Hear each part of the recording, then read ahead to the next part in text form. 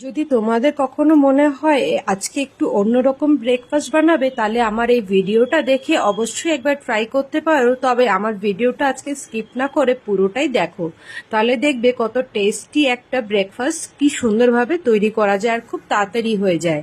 এখানে খানিকটা আলু আমি সিদ্ধ করে নিয়েছিলাম, প্রায় দুটোর মতন আলু আছে সিদ্ধ করা, আর 1.5 কাপ বাটি চাল গুঁড়ো। 1.5 কাপ বাটি চাল গুঁড়োর পরিমাণটা একটু বেশি দেবে। পেঁয়াজ কুচো আর ধনেপাতা দিয়ে নুন দিয়ে ভালো করে মেখে নেব। এটা কিন্তু আমি ঠান্ডা জলেই মাখছি। মাখাটা কিন্তু টাইট না আর বেশি পাতলাও না, ঠিক একটু আঠা আঠা ভাবেই আমি মেখে রেখে দেবো। ঠিক এইভাবে কিন্তু মাখাটা থাকবে, বেশি পাতলা করবে না কিন্তু। ফ্রাইং প্যান মধ্যে তেল দিয়ে ভালো করে হাতটা আগে জলের মধ্যে দিয়ে তারপরে এটা আমি তুলবো। আর ঠিক হাত দিয়ে এইভাবে চেষ্টা করবে করার, যখনই হাতে মনে হবে লেগে যাচ্ছে হাতটাকে একটু জলের মধ্যে ডিপ করে আবার দেন প্রেস করবে। খুব সুন্দরভাবে এটা স্প্রেড হয়ে একটা ছিলকা তৈরি হয়ে যাবে, দারুণ খেতে।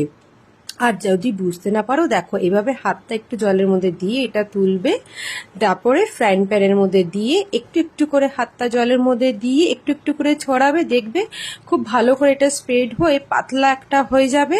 আর অর্ধেক দিকটা হয়ে গেলে পরে উল্টানোর সুন্দর সুবিধে হবে আর খেতে খুব ভালো হয়।